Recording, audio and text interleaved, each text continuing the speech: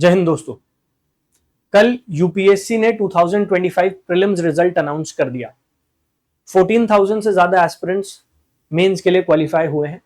So congratulations to all of you. जम के तैयारी कीजिए, मेक श्योर ये आपका फाइनल मेंस हो और आप इसी साल सिलेक्शन ले पाए।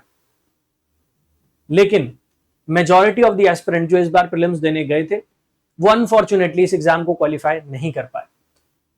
और ये हर साल होता है क्योंकि इस एग्जाम का नेचर ही कुछ ऐसा है। 6 लाख बच्चे प्रीलिम्स देते हैं और उसमें से जस्ट अ हैंडफुल 14,000 15,000 के अराउंड मेंस के लिए शॉर्टलिस्ट किए जाते हैं। सो इट्स ऑब्वियस कि जब आप प्रीलिम्स देने जा रहे हैं तो आपका सिलेक्शन का जो चांस है वो काफी कम है। इसका मतलब ये बिल्कुल नहीं है कि आप लोगों ने तैयारी नहीं की। इसका मतलब ये बिल्कुल नहीं है कि आप केपेबल नहीं है, आप डिजर्विंग नहीं है। आपने तैयारी की और आप एक पॉजिटिव रिजल्ट एक्सपेक्ट कर रहे थे, जो नेचुरल है क्योंकि जब मेहनत करता है इंसान तो वो एक पॉजिटिव रिजल्ट एक्सपेक्ट करता है। अनफॉर्चुनेटली आपका प्रीलिम्स क्रैक नहीं हो पाया। But what next? क्या इसका मतलब यह है कि हमें तैयारी क्विट कर देनी चाहिए, छोड़ देनी चाहिए, प्लान बी सर्च करना चाहिए, या फिर नेक्स्ट अटेम्प्ट के लिए हम तैयारी करें? सबसे पहले तो मेरा सुझाव आपसे यह है कि अपने आप को नाकाबिल, अपने आप को लेस डिजर्विंग मत समझिए। ये नेचुरल है कि जब रिजल्ट आता है और वो रिजल्ट पॉजिटिव नहीं होता, वो हमारे फेवर में नहीं होता, तो अंदर से बुरा लगता है। ये नेचुरल है। मैं कितना ही क्यों ना यहां पर आपको पैसिफाई करूं, वो फीलिंग जरूर आएगी। And I can totally relate to it. जब मैंने अपना पहला प्रीलिम्स दिया था, मैं भी उसे क्वालिफाई नहीं कर पाया था। मुझे भी वो निराशा हुई थी। मुझे भी ऐसा लगा था कि यार इतनी मेहनत करने के बाद भी रिजल्ट नहीं आया। हालांकि बाकी लोग जिन्हें आपकी तैयारी का कोई अंदाजा नहीं है, उनको ऐसा ही लगेगा कि ये तो फेल हो गया प्रीलिम्स में। उनको नहीं पता कि पिछले 1 साल में कितना सैक्रिफाइस किया होगा, कितने फंक्शंस मिस किए होंगे, कितने फ्रेंड्स के साथ घूमने की अपॉर्चुनिटी मिली होगी, उनको लेट गो किया होगा, कितनी स्लीपलेस नाइट्स आपने स्पेंड की होंगी। क्यों? क्योंकि आप यूपीएससी की तैयारी कर रहे थे। रोज सुबह 5 बजे 6 बजे उठना, द हिंदू पढ़ना, एक एक प्रॉपर रूटीन पूरे साल फॉलो करना, उनको नहीं समझ में आएगा और उनको हमें समझाना भी नहीं। ये एग्जाम मेरा था, ये तैयारी मेरी है, जंग मेरी है, मुझे खुद से आंखें मिलानी है। और अगर आपने अच्छे से तैयारी की है, अगर आपने मेहनत की है, then you should feel proud of yourself. But आगे की राह क्या होने वाली है वो डिसाइड करना बहुत जरूरी है। It is very important. ऐसा नहीं हो सकता कि सिर्फ हम अटेम्प्ट पे अटेम्प्ट देते जाएं और ये सोचते रहें कि यार मेरा सिलेक्शन क्यों नहीं हो रहा। We will have to come down to a point जहां पर हम ये रियलाइज करें कि क्या मुझे प्लान बी की तरफ जाना है या मुझे नेक्स्ट अटेम्प्ट देना है। गलती आखिरकार हो का रही है। In the next couple of days मैं आपको ये एडवाइस करूंगा कि पहले आप थोड़ा इंट्रोस्पेक्ट कीजिए, सेल्फ इवेल्युएट कीजिए कि अगर प्रीलिम्स नहीं हुआ तो किस वजह से नहीं हुआ। इज इट बिकॉज मुझे वहां पर कॉन्सेप्ट्स आते ही नहीं थे और इस वजह से मैं करेक्टली उस पेपर को अटेम्प्ट ही नहीं कर पाया। जितना मुझसे एक्सपेक्टेशन थी यूपीएससी को कि भाई मैं वेल प्रिपेयर्ड आऊंगा, शायद मैं उतना वेल प्रिपेयर्ड नहीं था। क्या ये रीजन था?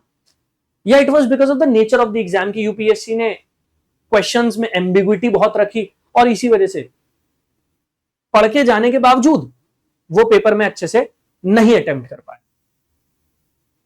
अगर आप इस सिचुएशन में जहां पर आपने सेल्फ इवैल्यूएशन किया, आपने इंट्रोस्पेक्शन किया और आपको समझ में आया कि गलती कहां हुई, गलती मुझसे हुई कि शायद मेरी तैयारी उस लेवल की नहीं थी जितना यूपीएससी एक्सपेक्ट कर रही थी, या फिर यूपीएससी ने क्योंकि पेपर ऐसा सेट किया तो वो एम्बिग्विटी जिन क्वेश्चंस में थी मैं उन्हें प्रॉपरली अटेम्प्ट नहीं कर पाया और इसी वजह से वो प्रीलिम्स रुका है। देन यू नो कि गड़बड़ कहां पर है, देन यू नो इट और आप उस पर वर्क कर सकते हैं। बट क्या यह आपका पहला अटेम्प्ट था या यह आपका तीसरा, चौथा, पांचवा अटेम्प्ट था? वो भी हमें समझना पड़ेगा। क्योंकि अगर यह आपका दूसरा या तीसरा अटेम्प्ट है और प्रीलिम्स क्वालिफाई नहीं हुआ है, दैट मींस कहीं ना कहीं कुछ ऐसी कमी है जो शायद आप रियलाइज नहीं कर रहे। प्रोबेबली शायद ये तैयारी आपके लिए नहीं थी एंड प्रोबेबली शायद आप प्रॉपरली जिस डायरेक्शन में आपको तैयारी करनी चाहिए, जिन एरियाज पर आपको फोकस करना चाहिए, जितने ज्यादा एमसीक्यू सॉल्व करने चाहिए, शायद आपने उतना नहीं किया। And that's the reason why there has to be a plan B for you, there has to be. तो आपको अपनी सिचुएशन को रियलाइज करना और उसके बेसिस पर आपको डिसाइड करना है कि नेक्स्ट स्टेप क्या होने वाला है। तो जैसा मैंने कहा कि अगर आपको ऐसा लग रहा है कि पेपर का नेचर कुछ एम्बिगुअस था और इस वजह से सिलेक्शन नहीं हो पाया, कहीं ना कहीं मैं कट ऑफ के आसपास ही था लेकिन वो कट ऑफ में पार नहीं कर पाया, अगर आप उस सिचुएशन में हैं, then trust me, next year you can expect a better result, provided आप इन सारी गलतियों को ओवरकम करें, आप अपनी मिस्टेक्स को रियलाइज करें एंड यू मेक श्योर कि नेक्स्ट वाले अटेम्प्ट में आप इससे बेटर परफॉर्म कर पाए। उसके लिए आपको अपनी गलतियों पे पूरे साल काम करना पड़ेगा, आपको ज्यादा से ज्यादा एमसीक्यू सॉल्व करने पड़ेंगे।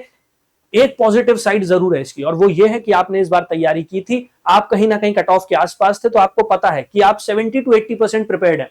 ये 20-30% की जो कमी है ये हम दूर कर लेंगे, हम और मेहनत करेंगे ना और उससे वो दूर कर लेंगे। But if it was your second और थर्ड अटेम्प्ट तो वो पेन ज्यादा होगा, क्योंकि बार बार उन्हीं किताबों को पढ़ना, बार बार उसी कंटेंट को उठाकर पढ़ना, गुस्सा भी आता है, इरिटेशन भी होती है कि यार ये सब पढ़ा था, सब कुछ तो करके गया था, टेस्ट सीरीज लगा के गया था, फिर भी नहीं हो पाया। एंड आई टोटली अंडरस्टैंड, जब पहली बार मेरा नहीं हुआ था मुझे बहुत गुस्सा आया था कि यार साल भर की मेरी मेहनत ऐसे ही वेस्ट हो गई। बट जब मैंने नेक्स्ट अटेम्प्ट दिया, उसका नेक्स्ट अटेम्प्ट दिया, उसका नेक्स्ट अटेम्प्ट दिया, मेरा प्रीलिम्स कभी नहीं रुका, हमेशा मैंने प्रीलिम्स को क्वालिफाई किया। मैं क्यों कर पाया वो? क्योंकि मैंने अपनी गलतियों से सीखा, हमें अपनी गलतियों से सीखना है। मेक श्योर इंट्रोस्पेक्शन कीजिए, मेक श्योर जो गलती हुई है, जो गड़बड़ हुई है इस अटेम्प्ट में, वो अगले अटेम्प्ट में ना हो। इसके साथ साथ as I said there has to be a plan B. ऐसा नहीं हो सकता कि आप लगातार अटेम्प्ट देते चले जाएं, ये आपका सेकंड अटेम्प्ट है, थर्ड अटेम्प्ट है, फोर्थ अटेम्प्ट है, आप बार बार अटेम्प्ट दे रहे हैं और आपको एक पॉजिटिव रिजल्ट नहीं मिल रहा, फिर भी आप लगे हुए हैं उस साइकिल में। या तो आपको पता हो कि यार मेरा प्रीलिम्स जो रुका वो बहुत क्लोज मार्जिन से रुका और आप इतने कॉन्फिडेंट है कि अगले साल मैं प्रीलिम्स क्वालिफाई कर लूंगा, मैं मेंस के लिए प्रिपेयर्ड हूं कि प्रीलिम्स क्वालिफाई होगा तो मेंस तो मैं अच्छा करके आऊंगा, या तो वो कॉन्फिडेंस है। Otherwise you have to think about plan B. What can be your plan B? आपने इस साल प्रीलिम्स की तैयारी तो की ही थी, अच्छे से तैयारी की थी। आप जिस भी स्टेट में रहते हैं उस स्टेट में और उसके अराउंड स्टेट की अपनी सिविल सर्विसेज होती है, पीसीएस का एग्जाम होता है। सबसे पहले मेक श्योर कि आप ये पीसीएस के फॉर्म्स जरूर फिल करें। मुझे पता है कि जब एक यूपीएससी एस्पिरेंट बहुत शिद्दत से, बहुत लगन से यूपीएससी की तैयारी कर रहा होता है तो वो पीसीएस के बारे में नहीं सोचता, उसको ऐसा लगता है कि नहीं यार ये छोटा एग्जाम है, मुझे तो आईएएस बनना है, मुझे तो आईपीएस बनना है, मैं तो यूपीएससी क्रैक करूंगा। I get it, I understand that.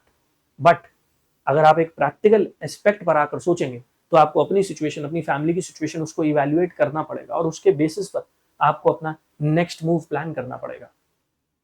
So this is a good option, ऐसा नहीं है। अगर आप पीसीएस का एग्जाम क्रैक कर लेते हैं तो सबसे पहले you will have a stable job. दूसरी बात, जब आप यूपीएससी इंटरव्यू फेस करेंगे, जब भी लाइफ में वो मौका आएगा, वहां पर आप एक एडमिनिस्ट्रेटर के तौर पर बैठे होंगे। यूपीएससी को पता होगा कि इस बच्चे ने पीसीएस का एग्जाम क्रैक किया है, ही और she is a serving officer, वो एडमिनिस्ट्रेटर है, उसे एडमिनिस्ट्रेशन की बेटर नॉलेज है किसी और एस्पिरेंट के कंपैरिजन में, वो आपके फेवर में ही वर्क करेगा। So please think about it. आगे आने वाले टाइम में यूपीपीसीएस का एग्जाम आ रहा है, बीपीएससी का एग्जाम आ रहा है, और भी जो स्टेट पीसीएस के एग्जाम्स है वो भी अप्रोच कर रहे होंगे, आप उसका फॉर्म फिल कीजिए। ये जो आपने तैयारी की इसको वेस्ट मत जाने दीजिए, इसको वहां यूटिलाइज कर लीजिए।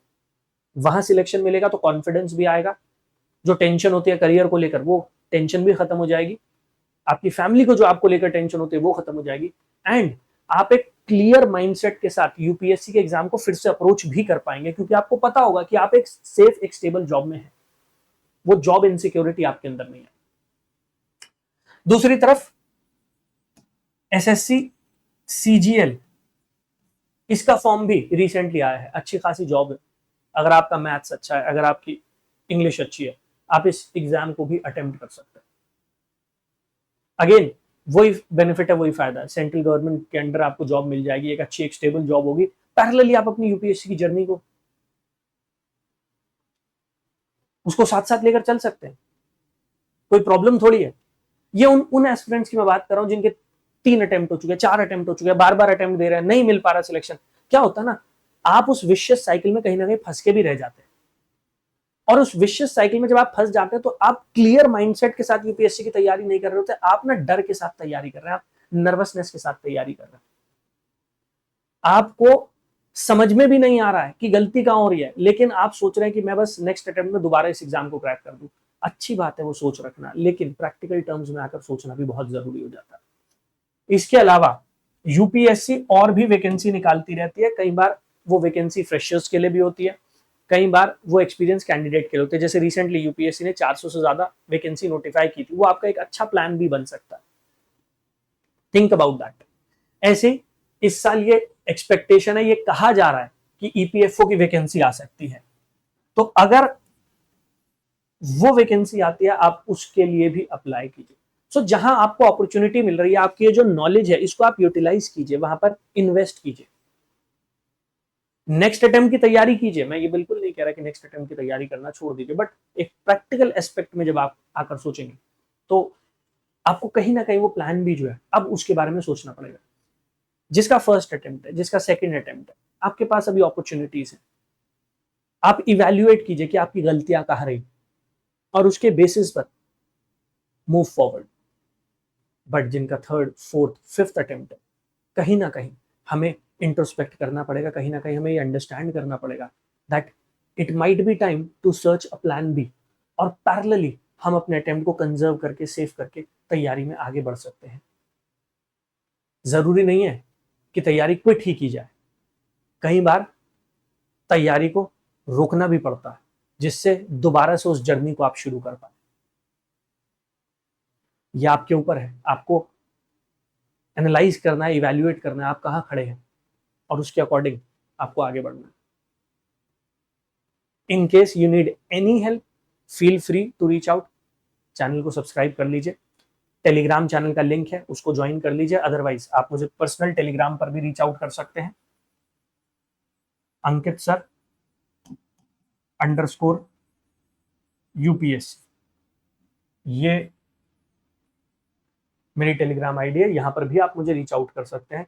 आपको कोई भी हेल्प चाहिए, feel free to reach out, help मांगिए, आपको मिलेगी।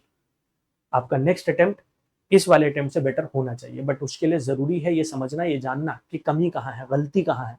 जब आप उस कमी को रियलाइज करेंगे, आप उस गलती को रियलाइज करेंगे, तभी आप उस तैयारी में आगे बढ़ पाएंगे, बेटर परफॉर्म कर पाएंगे। ऑलराइट, सो टेलीग्राम चैनल का लिंक चैनल पर मौजूद है, उसके थ्रू टेलीग्राम चैनल को ज्वाइन कर लीजिए। पर्सनली भी आप मुझे रीच आउट कर सकते हैं, जितनी मेरी तरफ से हेल्प होगी, जितना गाइडेंस आपको चाहिए, जितना मैं हेल्प कर पाऊंगा, मैं डेफिनेटली आपकी हेल्प करने को तैयार हूं। बट रिमेंबर, यूपीएससी प्रीलिम में फेलियर कोई परमानेंट नहीं है, तैयारी में फेलियर का सामना करना पड़ सकता है, और जब हम तैयारी में आते हैं तभी हमें पता होता है कि हाँ, इस जर्नी में फेलियर का सामना करना पड़ सकता है, क्योंकि numbers are always stacked against us. 6 lakh बच्चा अटेम्प्ट देगा, 14-15 हजार प्रीलिम्स क्वालिफाई कर पाएगा, तो ज्यादातर एस्पिरेंट ऐसा होगा जो उसे क्वालिफाई नहीं कर पाएगा। तो इसका मतलब ये बिल्कुल नहीं है कि आप लेस डिजर्विंग है, इसका मतलब ये बिल्कुल नहीं है कि आप केपेबल नहीं है, आप उतने ही केपेबल हैं जितना वो एस्पिरेंट जिसका क्वालिफाई हुआ, आप उतने ही डिजर्विंग हैं। कई बार लक फेवर नहीं करता, कई बार यूपीएससी जो पेपर बनाती है, शायद वो पेपर उस तरीके का नहीं था जिसमें मैं एक्सेल कर पाता। हर साल यूपीएससी का पेपर अलग आता है, हर साल यूपीएससी कुछ नया लेकर आती है, हर साल सब्जेक्ट्स और सब्जेक्ट्स में जो क्वेश्चन पूछे जाते हैं और उनका नंबर, वो वेटेज, वो चेंज होता है। हो सकता है वो सब्जेक्ट्स जिसमें आप कॉन्फिडेंट हो, इस बार वो डिफिकल्ट आए हो सकता है उनका नंबर कम हो गया हो। इसका मतलब ये बिल्कुल नहीं है कि आप लेस डिजर्विंग है, इतना जरूर याद रखिएगा। You are not a failure, आपने उस एग्जाम को अटेम्प्ट किया है, you are not a failure. आपका नेक्स्ट मूव क्या होना चाहिए, वो आपको जरूर इवैल्यूएट करना पड़ेगा। Wish you all the very best.